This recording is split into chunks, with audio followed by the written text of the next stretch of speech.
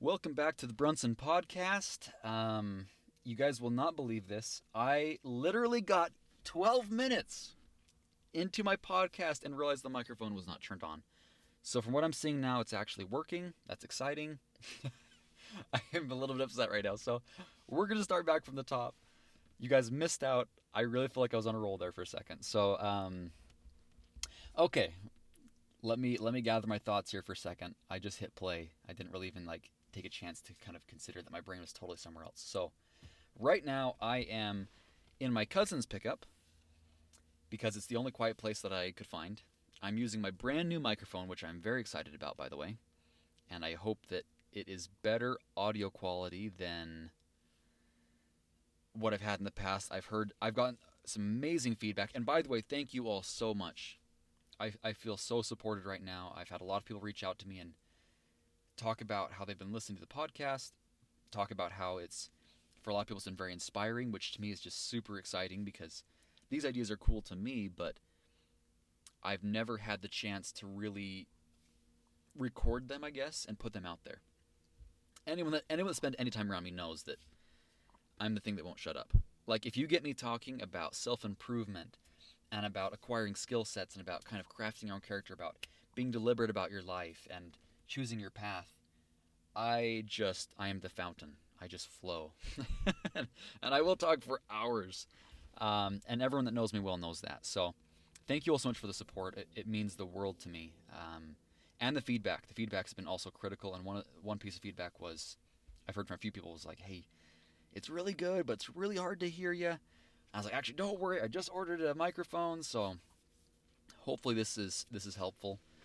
Um, okay, so the reason that it's funny because I was so excited about this podcast. I was so excited to share some of these ideas with you that I literally did not turn on the microphone, as I mentioned. So I'm still freaking out about it. I mean, this is such an exciting idea for me. So I want to jump in without any further ado and let you know what I've kind of been experiencing. Again, I'm a very simple person who has a lot of issues. And especially when I have people tell me this, and it's the strangest thing to me. But I think it's what happens naturally when you record content or produce content of any kind, is that people kind of see the best side of you. And I don't like to go on monologues about all my issues. I mean, I don't see the point of that. Why would I dwell on what's wrong with me? But I just want people to understand, like, I really don't have it all figured out. I really don't have the answers. I'm just someone who truly believes in things and is excited to share them with people. I'm on a journey and I'm telling you about the journey. So I hope when I go on these monologues, people A, don't think that I'm being preachy, and B, they don't assume that I'm without tons and tons of character issues and flaws. It's almost a little bit upsetting because people, even like when people say like, "Oh, you have so much willpower," I'm like, "Oh, maybe, but I don't think so. I think that I'm just someone who's lazy enough. I don't want to suffer a lot of extra pain. If if you ever worked with me, you'll know if there's an easier way to do it, I will find it because I hate dumb grunt work. I hate it. I'm super super lazy that way. I just want to find the most quick and efficient way. I don't mind working hard as long as it saves me more work down the road. And that's kind of that's the ideas behind this podcast. So let me jump in. And I know I've maybe been boring you, but here, hold on for a second. This is going to knock your socks off, I think, because it's been completely blowing my mind. I've recently come up with a theory about self-destructive patterns. Everyone's got one. We've all got our issues. We've all got things that we do that we're like, oh man, if I could just stop doing that, it would really help me. The problem is, I think sometimes we're often missing the point. I'm gonna hit a few examples. People, myself especially, that binge watch TV series, Instagram junkies, addicts, including pornography, substance abuse, food addictions, you name it. Um, Video game addicts.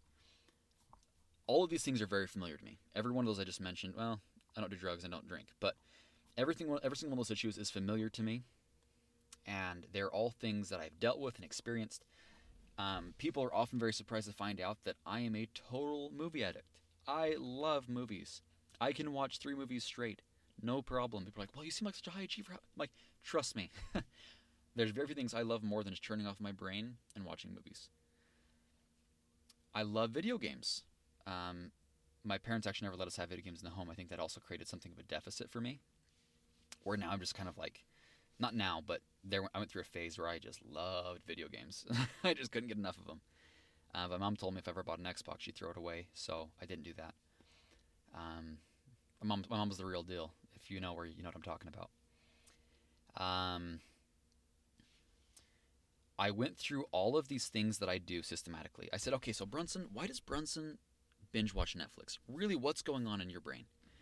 And I've got this cool perspective from my journals that I'm really able to kind of dive into my psychology on when I get down these vicious downward spirals. Why do I get in these self-destructive modes where I'll watch Netflix all day? Why do I get these self-destructive modes where I delve into addiction or I eat as much sugar as my body can handle? Like I really do, and I have. I call it my black hole mode, right? Where I just kind of like get in this mode where I'm just kind of a little bit self-destructive. And the more I've learned about myself, the less frequent and the less severe these have become. And recently, and not recently, over the last couple months, I've really been developing this idea, and it's been transformational for me, and that's why I'm so excited to share about it. But recently, I've seen some serious fruits from it, so that's what kind of spurred this 10 p.m. recording session. Here's what I figured out: if I am craving Netflix, what it means is I am lacking connection. It means I need to go out and I need to call some friends and go out and be social. Work with me. If I am craving video games, it means that I need to get back into either playing the piano, creating a new business idea, getting back to work, doing something creative or creation based. If I am craving a food that I know is not good for me, super sugary things, whatever, it's because my body is missing the right vitamins, the right greens, right electrolytes, cultured vegetables, probiotics, things like that. Enough water. If I am anxious and depressed, I need to hit the gym. Now, the reason I developed this is because I've really discovered that for me, diving into my individual needs and looking at things as check engine lights and not as individual problems has changed me. Now, when I mean check engine lights, here's what I'm talking about. If you're driving down the road and you see that the check engine light comes on and your gauges are going like, it's showing that your car's way overheating. I think often what we think we need to do is just like, well, let's just cover up the check engine light and then it just goes away. Or let's just unplug something. Let's just rewire it. We come with these crazy ideas when the only thing that the engine really needs is oil, or it needs more coolant, or it's running low on gas, right? And we come with these crazy methods. And this sounds so obvious when we're talking about a machine, but with our own bodies, we're missing the point. We're the exact same way.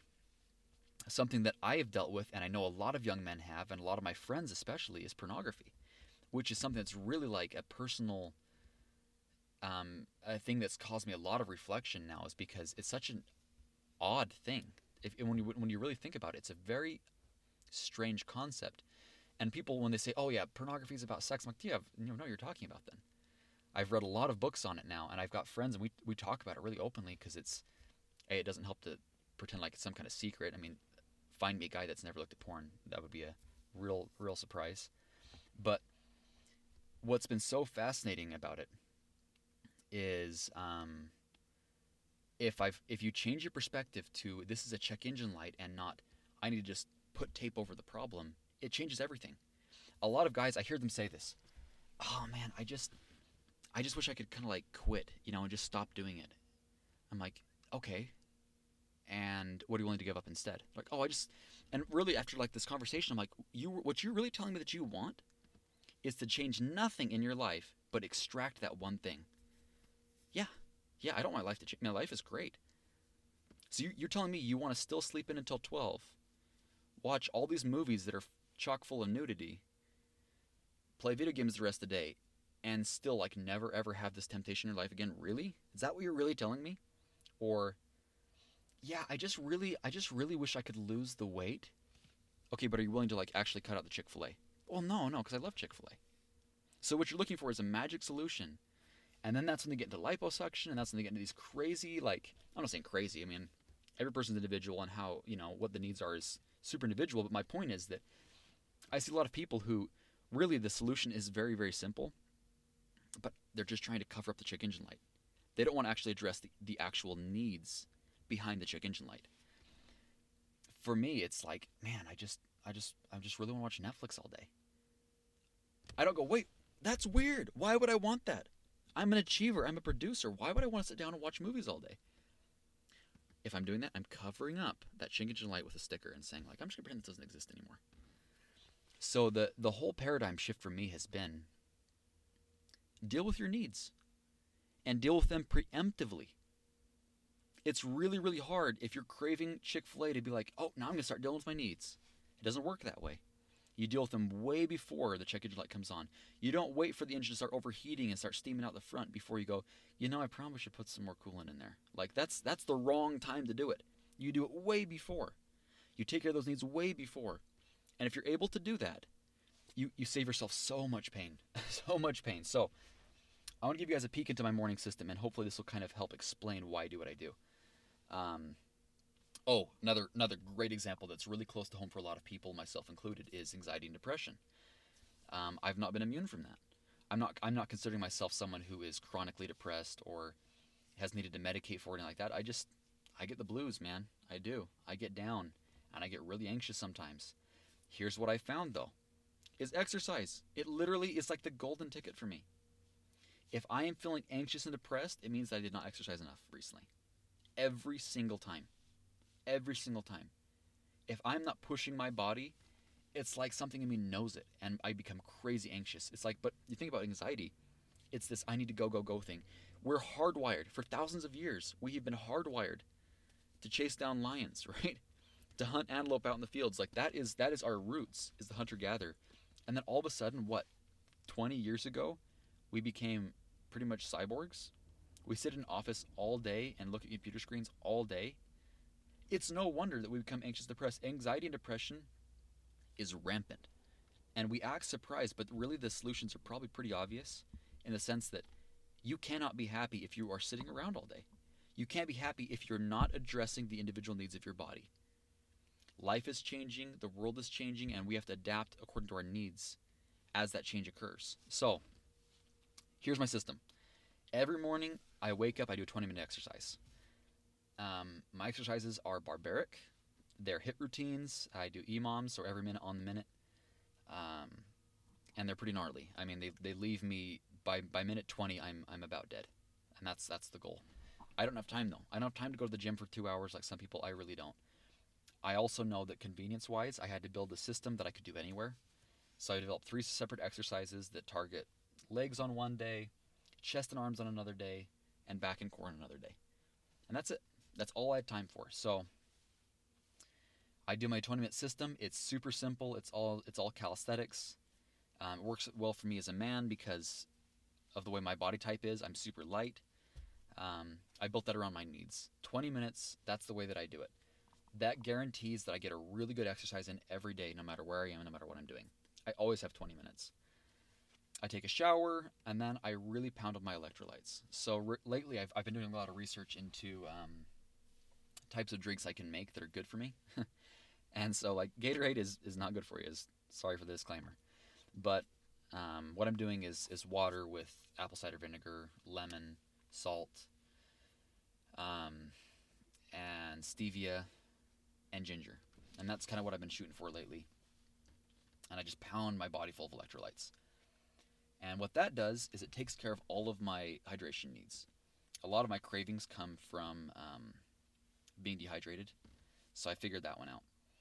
I also intermittent fast, so I won't eat again until noon. I won't have any calories until noon. Um, Next is I study books that I love. Now, if it depends what I'm feeling that day, but usually they're books like right now I'm working on A Million Miles in a Thousand Years by Donald Miller, which, by the way, if you have not read, great book, not for everyone. I sure recommend it to a lot of friends, and half of them come back in tears, and the other half of them are like, I don't really get what was that all about. So, very entertaining to me, very interesting. But it's a book that really spurs a lot of my ideas, and it's one I've read in the past, and I'm rereading it right now. Um, then I do stuff like what I'm doing right now because I'm passionate about this. I'm passionate about sharing my ideas. I'm passionate about serving in a way that I feel like I can. Everyone's service is different, but this is me how I serve. So I do something that's connecting with my mission and my purpose in life, which I feel like is to share ideas and to hopefully prompt people to make changes in their life that bless them and their families. So next is I take some time to connect with God, kind of through prayer and meditation, especially gratitude focused. Big believer that gratitude is kind of the key to a lot of our needs for people's approval. Like if you want to talk about a check engine light, if you are feeling like your life is meaningless and purposeless and nobody loves you and you're kind of getting down on yourself and you're really like negative talking, what it means is you've not exercised enough gratitude. That's my opinion. Next, I study my religious canon, and I really dive into that. And I've really kind of switched that up lately, where I'm really trying to deeply immerse myself, and that's really blessed me more than I can say. Next, I do meditation, and this is and okay. And about this point in my morning system is where things get a little bit shaky because life just happens.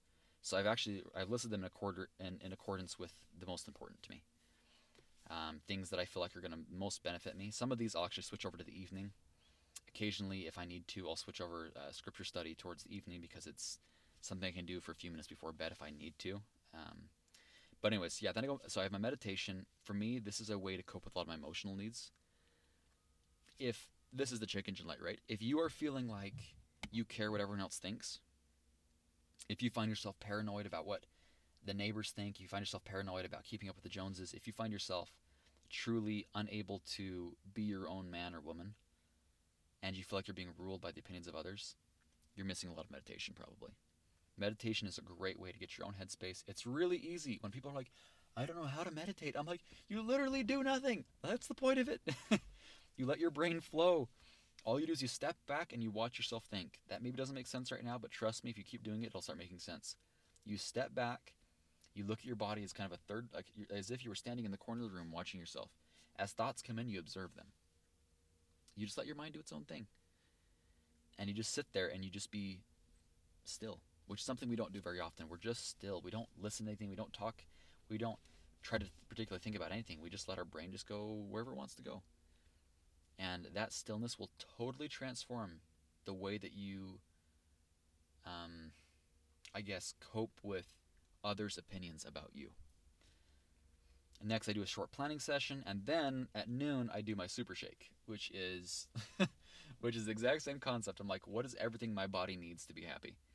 All right, I need fats, I need probiotics, I need greens, I need potassium, and I figured out all the things that I usually tend to crave. The nice thing about getting into long distance running for me is it really helped me tune into the concept of needs. Quick story is that when I was running, I ran 50 miles during my attempt at a 100 miler, which I bit off a little more than I could chew. Um, for that 50 miler though, what I was learning, and it's funny because there was this guy there that told me he was a pro runner, and I was talking to him, and he said, "What's the longest race you ever did though?" And I said, "I did a 6 miler once." And he literally laughed. He's like, "No, seriously, like, what's the longest? I mean, how many marathons have you done?" I was like, "I've never done a marathon." He's like, "Wait, what are you doing here?" He literally was just kind of almost dumbfounded, like, "Why are you here?" I was like, "I just thought it'd be kind of a fun challenge." And he just like looked at me like I was crazy, and looking back now, I can see what he's talking about. And he said, "Okay, so tell me about your nutrition plan." I was like, "I don't really have one." He's like, "Oh, dude, I don't want to be rude. I just want to give you the correct expectations. You probably won't make it past noon. Your stomach's gonna lock up on you. You're not gonna be able to put down calories. You have to be so in tune with your body to understand." A gift that I think I do have, and my dad called being a hypochondriac when I was a kid. Thanks, Dad. Was that I am really in tune with my body. Trust me, I really am. Like people, I mean, as a result, if I had even a twinge of a headache, trust me, I knew all about it. And I tell my parents I can't go to school today because I'm just not feeling well. But as a result, it's funny in running, it's actually been a huge blessing for me. I can feel when my body's low on sodium. I can feel when I need calories. I can feel exactly what's going on in my body. I feel like I'm very, very in tune with what's going on inside my body. So as a result, I've been able to kind of biohack a lot of my needs, a lot through split testing, Coming back to being a marketer, you split test everything. You have option A, option B. You find a good way to control those tests and say, okay, which one's working for me? What am I missing now? And so this will take me years and years to perfect, but I've kind of created a super system for trying to meet those needs. The running story, the reason I tell that is because it comes back to everything I'm talking about right now. If you are craving something, or I should say even better, if your muscles start locking up just even a little bit, you have to preemptively act immediately. Okay, I need more salt and water right now. You start feeling your hands get puffy. All right, more salt. You start feeling something in your stomach, like your energy level is starting to go a little low. You immediately pound some of those calories. It's this crazy balancing game for a lot of these runners to balance those needs out. And that's pretty much a lot of the science behind even this running is your own nutrition. So by a similar token, I think that as we are able to dial in to our individual needs and figure out, okay, what's really going on behind the scenes here? Why am I doing this? I think addiction is so easy to see, and for me it's kind of close to home, but it's so easy to see because it's like you're craving something that you know is destructive. You know it's bad for you. You know it hurts you. It hurts those around you.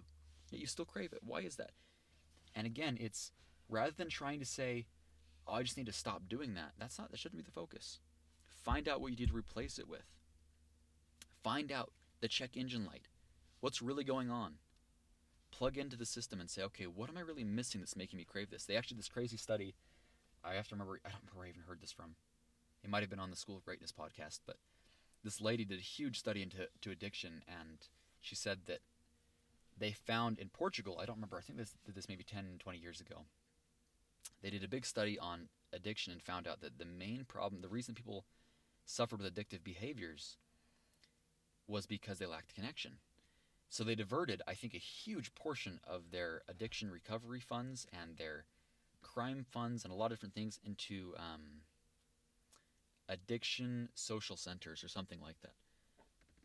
Essentially, they gave a place for addicts to go to be social because they found the reason that people indulge in addictions is that they're lonely.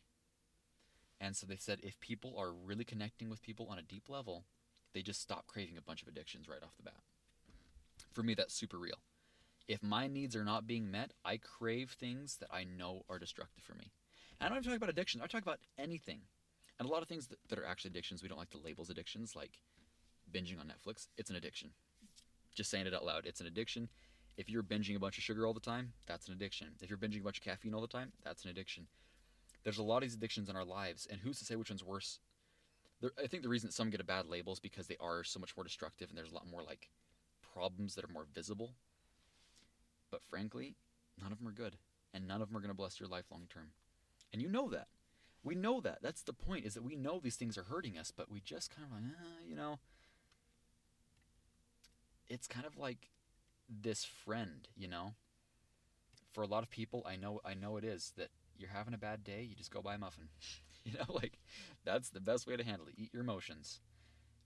But again, that's something you have to it's a real problem, and you have to deal with it in a rational way. And I think the best way to deal with it is to say this is a check engine light.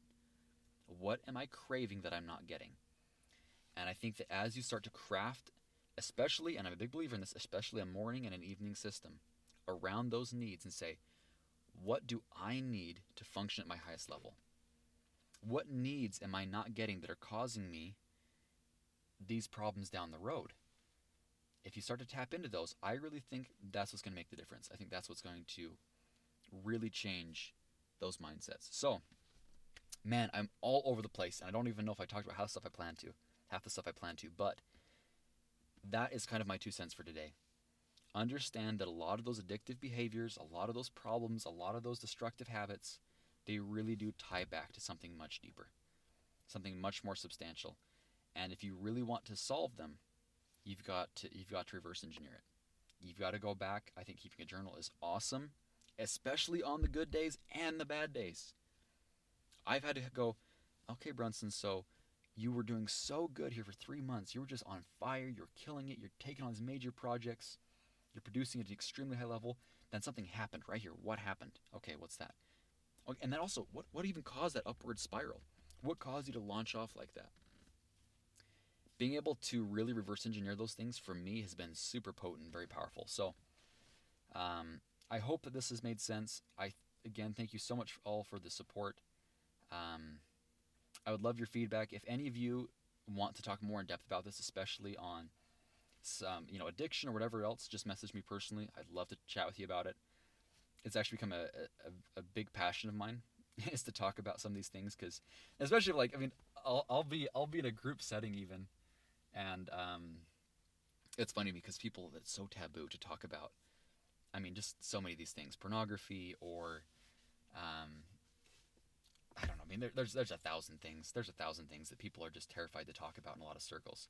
And for me, yes, I do believe that pornography is not good. I believe it's wrong. I believe it's addictive. Some people don't agree with that. Agree to disagree. But I'll be in these circles and everyone's kind of like almost kind of like not sure how to talk about it. And I'm like, oh yeah, and I'll just kind of like whip it out because I'm not, as long as things stay in the dark, they continue to be a problem. I'm a big believer in the phrase that we're only as sick as our secrets. I'm a big believer that until we kind of face up to our own problems and our own demons, they'll always control us. For me, I don't like to admit to myself that I've got an addiction to movies because I'm a high achiever and I'm a producer. And no, you got an issue, Brunson. Like being able to say that to myself takes away so much of the power of that issue. It just dissolves it. And I really do think that we kind of like to keep these secrets. I'm not talking about like deep dark secrets. I'm talking about even like not admitting to ourselves that we got an issue if we're overweight and we can do something about it. If you have a weight problem or a fitness problem and it's in your control, you need to face the music on it. Until you do, it's always going to control you. Until you really take full responsibility and say, I am the reason that I'm not happy. I'm the reason I'm not fit. I'm the reason that I'm this. I'm the reason that I'm that.